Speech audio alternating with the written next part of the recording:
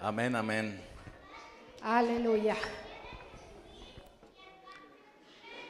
Muchas gracias a la hermana Oli, a los jóvenes, muchachos. La verdad que no lo esperábamos. Fue muy emotivo. Estábamos la pastora y yo llorando. ¿No está aquí? Así que fue muy padre. Sí, los niños ya pueden pasar a su saloncito. Los jóvenes sí se quedan hoy aquí. Y vamos a la palabra para no dejarlos ir muy tarde. Sí desayunaron bien, ¿verdad? De aquí hasta las 3, sin problema. Está bien. Ok. Bájamele poquito, hijo, se me hace muy fuerte. Muy bien, vamos a la palabra y vamos iniciando en el libro de Lucas. Libro de Lucas, capítulo 24. Y por supuesto, pues estamos hablando de la resurrección de nuestro Señor Jesucristo. Lucas 24, y así inicia la palabra y dice: el primer día de la semana, muy de mañana, vinieron al sepulcro trayendo las especias aromáticas que habían preparado, y algunas otras mujeres con ellas. Y hallaron removida la piedra del sepulcro, y entrando no hallaron el cuerpo del Señor Jesús. Aconteció que estando ellas perplejas por esto, he aquí, se pararon junto a ellas dos varones con vestiduras resplandecientes. Y como tuvieron temor y bajaron el rostro a tierra, les dijeron: ¿Por qué buscas entre los muertos? Sería en plural. ¿Por qué buscan entre los muertos al que vive? Pacto vivo, ¿por qué buscas entre los muertos al que vive? Cristo está vivo. Amén. Y hasta ahí nos detenemos. Amén. Bendito Señor, bendito Padre Celestial, te damos gracias porque sabemos que la palabra que hoy se derramará será guardada en nuestra mente, será guardada en nuestros corazones. Permite, Señor, que cada una de estas palabras la podamos llevar a los hechos, que podamos ser hacedores de tu palabra, que podamos dar fruto y fruto en abundancia. Y ya te damos gracias, Señor, en el poderoso nombre de Jesucristo. Amén. Y ciertamente el mensaje del día de hoy se llama: ¿por qué buscas entre los muertos al que vive? Tenemos que entender que la resurrección es un hecho innegable, es un hecho fundamental de nuestra fe cristiana, y es muy necesario y muy importante que lo entendamos de esta manera. Por eso les decía al inicio que la Semana Santa, la Pascua y sobre todo la resurrección es el fundamento de nuestra fe.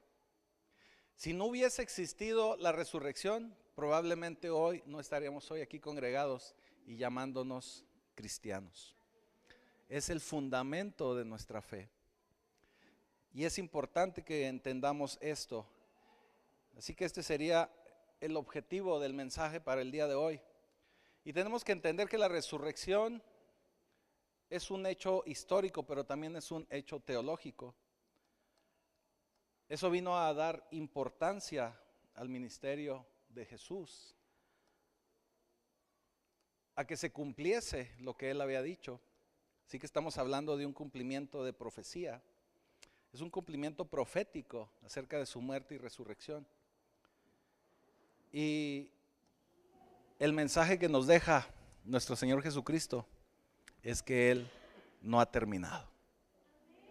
Así que vamos a entrar más a fondo. Y usted sabe que Jesucristo fue crucificado, sepultado. Ahorita aquí nos lo mostraron los jóvenes. Y no sé si a usted le pasa, pero yo cada vez que veo esas escenas, y ahorita con los muchachos estábamos, la pastora y yo, de verdad, estábamos así como que conmovidos. Porque cuando entendemos y como decían en mis tiempos, cuando nos cae el 20 del sacrificio de Jesús en la cruz, es cuando empezamos a tener una renovación de nuestra vida. Es cuando empezamos a tener un cambio. Usted sabe, y aquí lo decimos constantemente, el cambio para una vida cristiana tiene que ser de adentro hacia afuera. Si es de afuera hacia adentro, eso se llama religión. Y eso lo puede usted contener. Eso lo puede usted hacer, no hacer cosas. O lo va a tratar de mantener, tratando de vivir una vida de alguna forma en la que usted todavía no está convencido, ni ha estado completamente de acuerdo en vivirla de esa forma. También hemos visto, y lo hemos visto en bastantes mensajes, cómo inclusive los maestros de la ley, los fariseos del tiempo de Jesús, a la ley mosaica le agregaban muchísimas cosas y ya ni siquiera ellos mismos podían cumplir con la ley. En la actualidad, tristemente, aún en la iglesia de Cristo sucede eso. Nos hemos llenado de pantallas, nos hemos llenado de fachadas y a veces ni la gente que se aparentemente muestra como muy ungida, ni siquiera ellos cumplen con lo que deben de cumplir en esta vida dedicada al Señor. Porque de eso se trata. La vida en Cristo no es hacer algo extraordinario, sino solamente vivir de acuerdo a su palabra, tomar buenas decisiones y evitar caer en pecado. Mantenernos limpios la mayor parte del tiempo. Y digo la mayor parte del tiempo porque usted sabe que no somos infalibles. Solamente Jesús.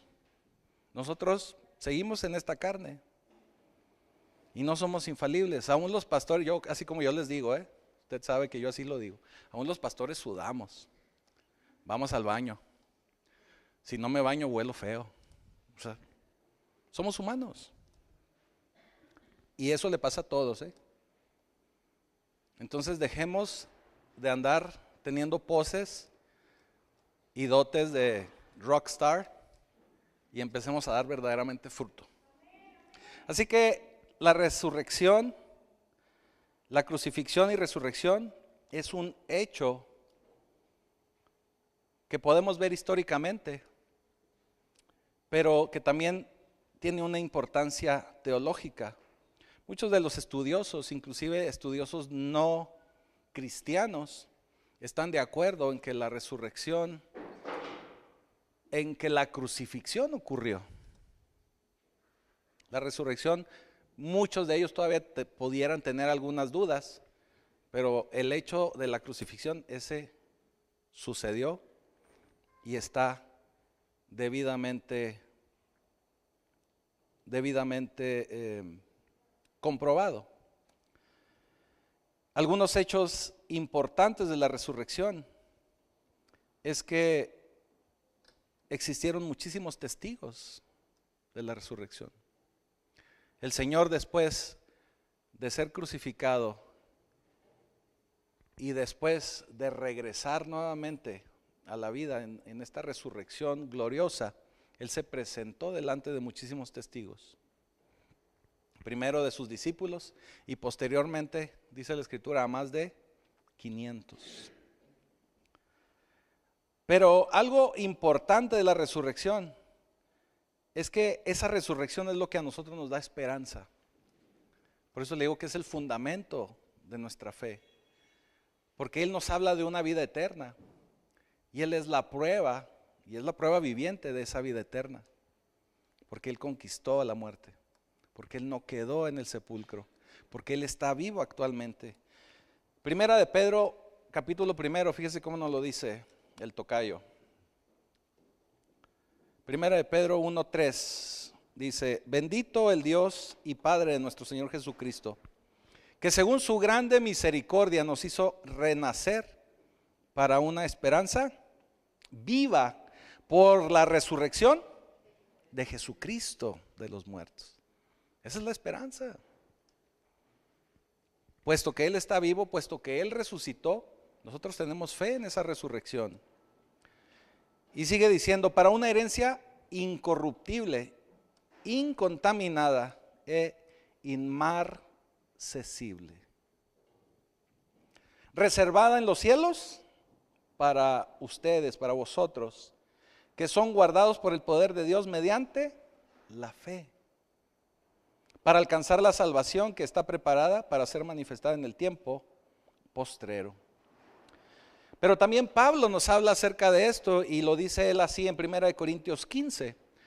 Todo el capítulo 15 de 1 Corintios nos habla acerca de esta resurrección. Pero él empieza diciendo, porque primeramente os he enseñado lo que asimismo recibí, que Cristo murió por nuestros pecados conforme a las Escrituras, y que fue sepultado, y que resucitó al tercer día conforme a estas Escrituras, y que apareció a Cefas, o sea, Pedro, después a los 12, y después apareció a más de 500 hermanos a la vez, de los cuales muchos viven aún y otros ya duermen. Acuérdense que este concepto nuevo de Cristo, de duermen, es gente que ya murió, pero que murió en Cristo. Duermen porque no vemos nosotros la muerte, porque vamos directo a esa vida eterna. Por lo tanto, no morimos, dormimos. Después apareció, fíjese qué interesante, y próximamente le voy a hablar acerca de esto. Porque mire el orden de aparición del Señor. Primero a Pedro, después a los 12, y luego dice, y después apareció a Jacobo. O sea, le hizo una visita privada a Jacobo. Nos confundimos un poquito con los nombres, pero este Jacobo del que habla aquí la Escritura, del que habla Pablo, se refiere a Santiago. ¿Le suena el libro de Santiago? Es Santiago, que era hermano menor de Jesús.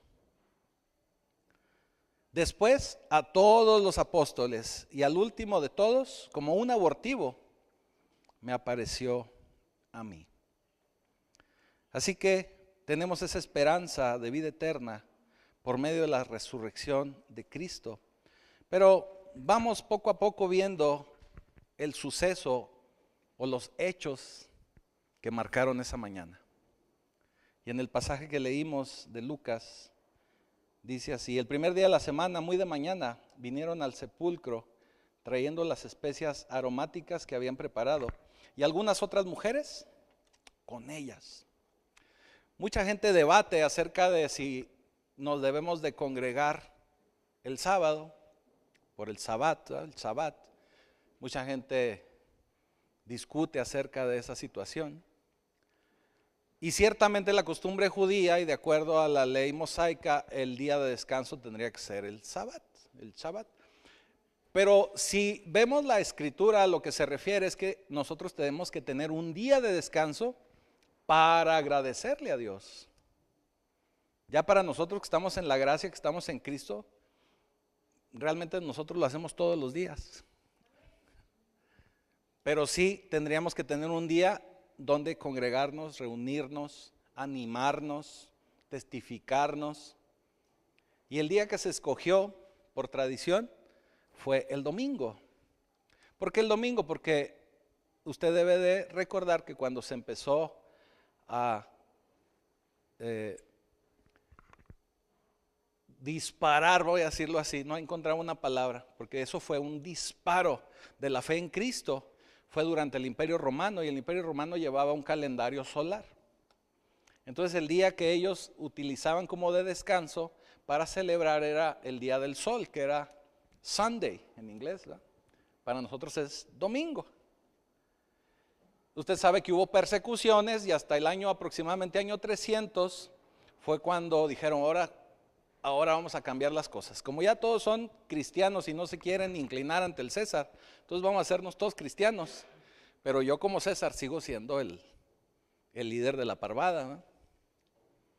Entonces ahí fue donde empieza este caminar cristiano moderno y por eso empiezan las reuniones, congregaciones los domingos, tomando como pretexto el día de descanso romano, que era el domingo, y que también resultó ser el día de la resurrección. Entonces por eso nosotros nos congregamos los domingos. Pero realmente, si usted le dedica un día, 2 días, 3 días, 7 días a la semana al Señor, está perfecto. Así que no debemos de debatir por esa situación. Sin embargo, bueno, pues el domingo es el día que tenemos por costumbre reunirnos. No deje de venir. Acuérdese que el congregarnos es importante. Y también es un mandamiento, porque ahí viene la Escritura. Por eso dice la Escritura, no dejen de congregarse como algunos tienen por costumbre. Y si nosotros somos hacedores de la palabra de Dios, también eso lo tenemos que hacer. ¿Está de acuerdo? Así que temprano en la mañana esas mujeres vinieron a la tumba con sus especias. Pero resulta que encontraron la piedra que cubría el sepulcro. ¿La encontraron? Removida. Removida totalmente. Y el cuerpo de Jesús no se encontraba en el lugar. Así que mientras estaban tratando de entender qué había sucedido, porque imagínense el choque, ¿verdad? ¿Qué pasó? Pues si aquí lo dejamos, se supone que nadie lo debería de haber movido. Había inclusive guardias romanos cuidando el sepulcro. Sin embargo, ya no estaba. Cuando estaban ellas tratando de entender qué había pasado, no sé si a usted le ha sucedido en su casa que a veces pasa algo extraño y usted se pone a analizar, pues ¿cómo fue? Si yo dejé los frijoles apagados, ¿por qué se quemaron? Es que ha de haber venido el Alex y le volvió a prender. Y se me quemaron los frijoles. O sea, está usted tratando de entender qué fue lo que pasó. Así estaban estas mujeres con este choque y se dieron cuenta que no estaban solas. Estaban 2 hombres ahí parados que resplandecían sus vestiduras y resultó que eran ángeles. La Escritura nos dice con mucha claridad que tuvieron temor, se intimidaron, se asustaron y agacharon su cabeza, agacharon su mirada. Y entonces estos ángeles les hacen la pregunta más gloriosa que tal vez jamás se había hecho. ¿Por qué buscan entre los muertos al que vive? ¿Por qué lo buscan entre los muertos si Él está vivo? Él está vivo. Jesús había verdaderamente muerto. Ellas se pudieron haber dado cuenta de eso, estuvieron acompañándolo. Hubo quien se alejó, hubo quien lo negó, pero si alguien estuvo ahí con Jesús hasta el final fueron las mujeres. Y ellos se dieron cuenta verdaderamente de que Él murió. También ellas participaron cuando lo bajaron de la cruz. ¿Qué le estoy tratando de decir con esto? Que ellas estaban total y completamente seguras de que Él había muerto. Así que esta pregunta de por qué lo buscan si está vivo, pues también debe haber sido un choque en su mente, en su cabeza. Y estos ángeles también les recuerdan por qué lo buscan si está vivo. Pero además, le dicen los ángeles, además Él ya les había platicado de esto, hombre. ¿A poco no se acuerdan? En otras palabras, como si fuera la época moderna. Pues si ya les había dicho, no se hagan. ¿Un poco no se acuerdan? Es como si yo le pregunto, ¿se acuerda de lo que le prediqué hace 15 días? ¿Quién se acuerda? No levante la mano para que no se sientan mal los que no se acuerdan. Sí, ya les había dicho. Entonces ellas recordaron esas palabras y mire, para que vea que, para que vea que sí les dijo. Lucas 9, 21 al 22. Dice, pero Él les mandó que a nadie dijesen esto, encargándoselo rigurosamente y diciendo, es necesario que el Hijo del Hombre padezca muchas cosas y sea desechado por los ancianos, por los principales sacerdotes y por los escribas, y que sea muerto y resucite al tercer día. Ya les había dicho. Pero como les he platicado en otras ocasiones, estos discípulos son como los que tenemos hoy en día. De repente no nos acordamos. Andamos tan atareados con el trabajo, con las presiones, con el estrés, con el corre-corre, con el que se me hizo tarde, con el que ya no me alcanzó la quincena, que no nos acordamos de lo que a veces Dios nos dice. Pero no solo eso, sino Lucas 18, 31 al 33. Y tomando Jesús a los 12, les dijo: he aquí, subimos a Jerusalén, y se cumplirán todas las cosas escritas por los profetas acerca del Hijo del Hombre. Pues será entregado a los gentiles y será escarnecido y afrentado y escupido, y después que le hayan azotado, le matarán. Mas al tercer día resucitará. Así les dijo más de una vez. De hecho fue como Paquita, les dijo como 3 veces. La primera porque quiso, la segunda para que no se les olvidara, y la tercera porque sí.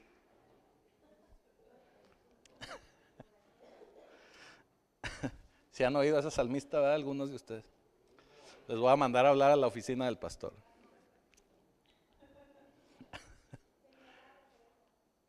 ¿A la hermana Paquita? Sí. Así que las mujeres, después de haber sido recordadas de esto que el Señor les había dicho, corrieron entre el susto, la sorpresa, el miedo, la emoción. Corrieron inmediatamente a avisarle a los 12. Como decían en mi rancho, no se les debía de cocer el huevo. O sea, ahí sí, tenían que ir corriendo a contarlo. A los 11 y a todos los demás. No se preocupe, así suena, pero no se va a desprender ni una lámina. Ahora déjeme le digo algo, estas mujeres no eran mujeres cualquiera. Y es bien interesante, pero Lucas nos dice quiénes eran estas mujeres. Las que iban acompañadas por otras más, pero nos dice las principales que estaban encabezando esta comitiva para ir a ungir al Señor. Y dice en el versículo 10, eran María Magdalena y Juana. En mi Biblia decía la Juana, pero yo se lo quito, la Juana. Y María, madre de Jacobo, otra vez Jacobo. Jacobo aquí es Santiago.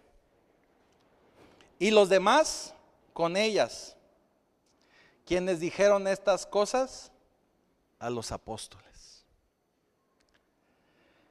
Cuando le digo María, madre de Jacobo, ¿quién era? ¿Cuál era esa María? La mamá de Jesús.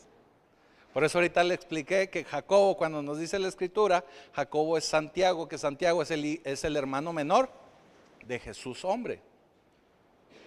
Entonces era María, pero aquí ya no le dicen María, la madre de Jesús.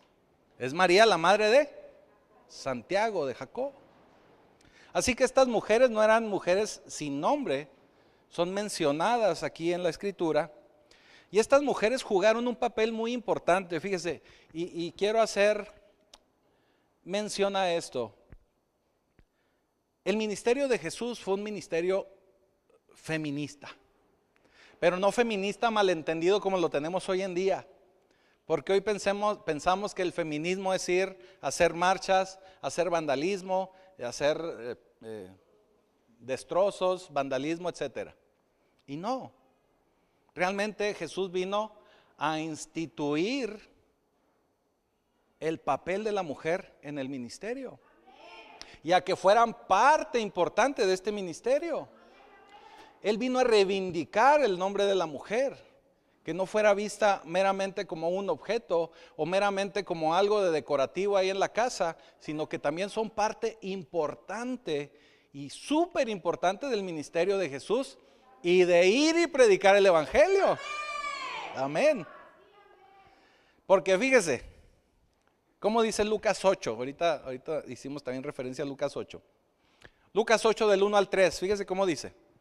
Aconteció después que Jesús iba por todas las ciudades y aldeas, predicando y anunciando el evangelio del reino de Dios, y los 12 con él.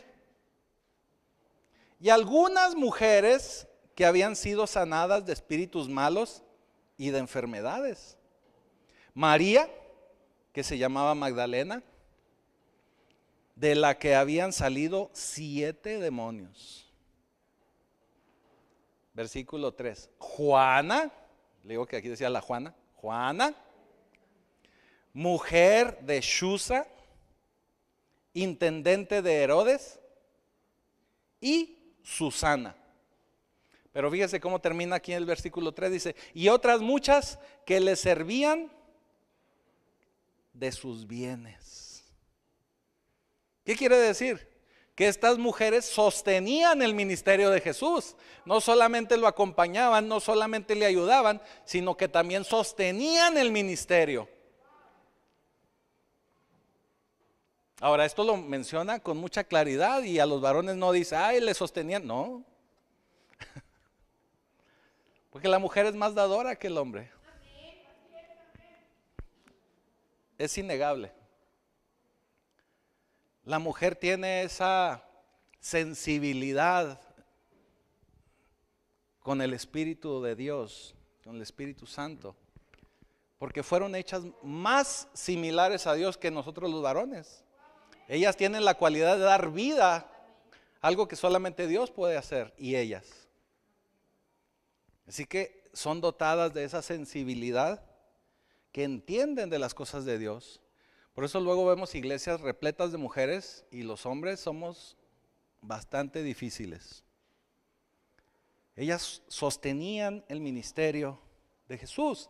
Por lo tanto, ellas tuvieron el privilegio, fíjese, ellas tuvieron el privilegio de atestiguar la resurrección y de ser las primeras en anunciar la resurrección. Fueron las primeras.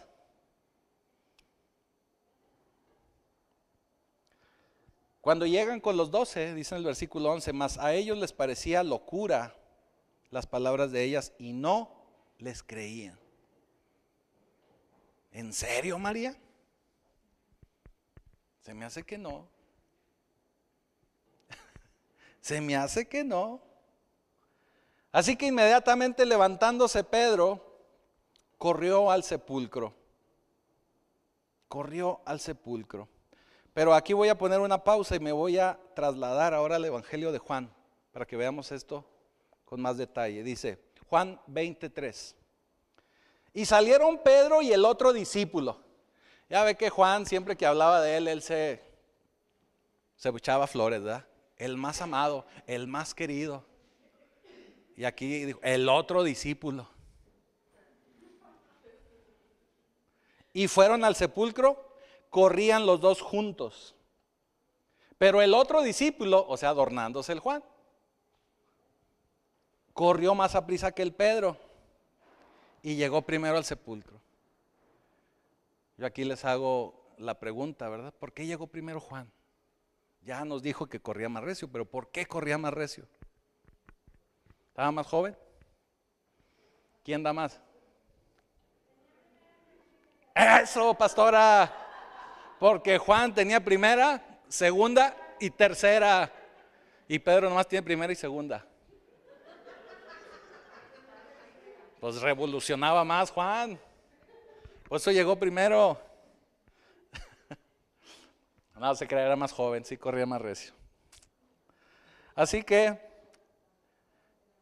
llegando el otro discípulo más aprisa que Pedro, y llegó primero al sepulcro, y bajándose a mirar, vio los lienzos puestos ahí, pero no entró. Luego llegó Simón Pedro tras él Y él sí entró al sepulcro, ya que Pedro era así como que más cabezón, más entrón, ¿eh? Y entró al sepulcro y vio los lienzos puestos ahí y el sudario que había estado sobre la cabeza de Jesús. Y el sudario no puesto con los lienzos, sino enrollado, doblado, dice en otra versión, acomodado en un lugar aparte. Entonces entró el otro discípulo, o sea Juan, y habiendo venido primero al sepulcro, y vio y creyó. Ahora, si lo vemos y lo leemos así muy sencillo, muy básico, pues sí, uno puede pensar, vieron el sepulcro vacío y creyeron en las palabras de las mujeres. Pero no solo eso. ¿Qué más vieron que los hizo creer?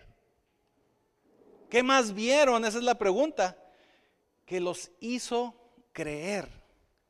Porque regresándonos al pasaje de Lucas, en el versículo 12 dice, pero levantándose Pedro corrió al sepulcro y cuando miró dentro, vio los lienzos solos y se fue a casa maravillándose de lo que había sucedido. Aquí no nos da más detalles Lucas, pero Juan sí nos da un poco más de detalle, por eso quise que nos brincáramos a Juan. ¿Qué significa? ¿Qué es lo que vieron? Los lienzos. Eso fue lo que vieron. Y no solo los lienzos en plural, sino vieron el sudario. Para nosotros es complicado entender qué significa esto, porque nosotros no estamos ni en la época ni entendemos el contexto judío. Pero déjenme le explico un poco a qué se refiere. En la tradición judía, cuando el maestro, cuando el señor de la casa se sentaba a comer, le servía a alguno de sus siervos. En ocasiones podría ser alguno de sus hijos, podría ser también la esposa, pero sobre todo cuando era un señor así de rango de abolengo, pues había siervos que le servían y le servían su comida, le servían su plato y le servían de acuerdo a lo que al señor le gustaba. Yo creo que de repente todavía pasa aquí, ¿verdad? Espero. Si hay mujeres que dicen mi señor, yo espero que todavía suceda. Pero nadie dijo amén, entonces yo creo que no pasa.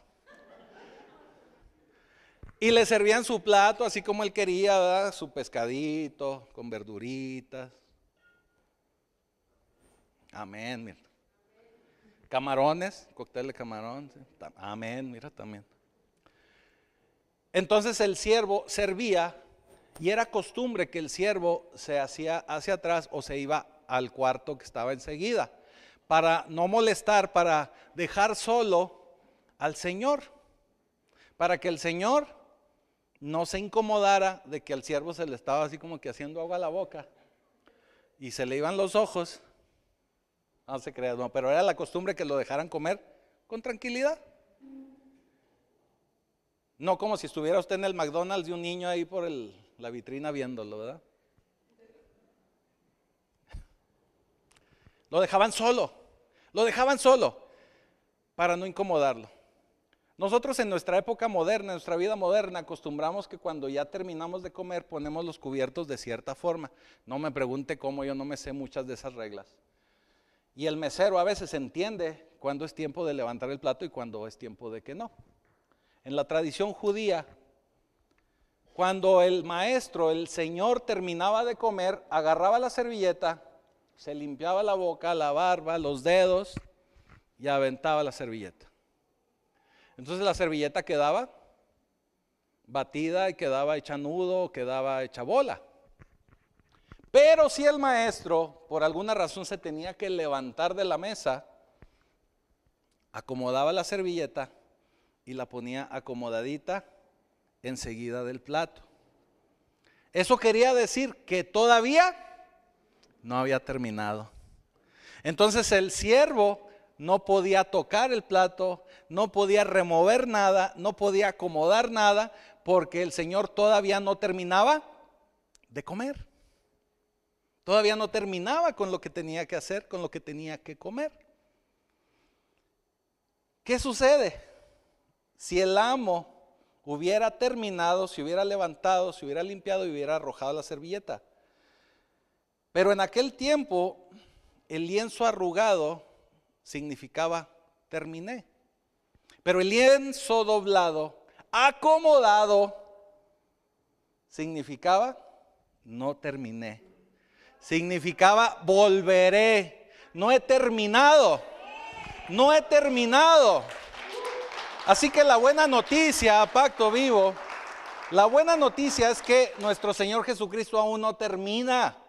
Aún no ha terminado conmigo, contigo, con nosotros no ha terminado. Aún tiene cosas por hacer.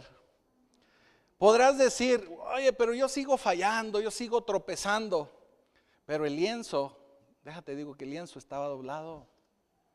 Aún no termina contigo. Tú puedes decir, pero he fallado. Sigo fallando, sigo teniendo problemas, sigo teniendo situaciones, sigo teniendo enfermedades. Déjate digo algo, el lienzo está doblado. El Señor no ha terminado contigo. Todavía hay muchas cosas que el Señor quiere hacer contigo, que quiere hacer conmigo, con nosotros. Todavía hay muchísimo que le falta por hacer en la vida de cada uno de nosotros. El Señor no ha terminado. El Señor no ha terminado. Así que esa es la buena noticia. Si te sientes derrotado, déjame te digo que el Señor volverá. Que el Señor no ha terminado. Mientras estemos en vida, todavía hay mucho por hacer. El Señor no ha terminado. Romanos 5, versículo 9 dice así.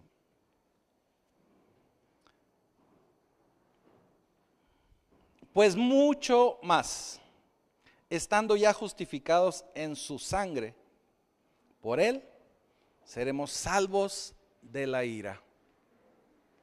Seremos salvos de la ira. Porque si siendo enemigos fuimos reconciliados con Dios por la muerte de su Hijo, mucho más estando reconciliados, seremos salvos por su vida. ¿Qué quiere decir esto? Que el Señor nos ha justificado por medio de su muerte. Nos ha justificado por medio de su muerte. Pero nos ha rescatado por su vida. Cuando Cristo muere, Él nos justifica para ir al cielo. Pero cuando Él es resucitado, hace lo necesario para que el cielo esté aquí unido a ti en la tierra. Cuando murió, solucionó el problema de la eternidad. Pero al resucitar, te ayuda aquí en la tierra. Yo creo que no me estás entendiendo.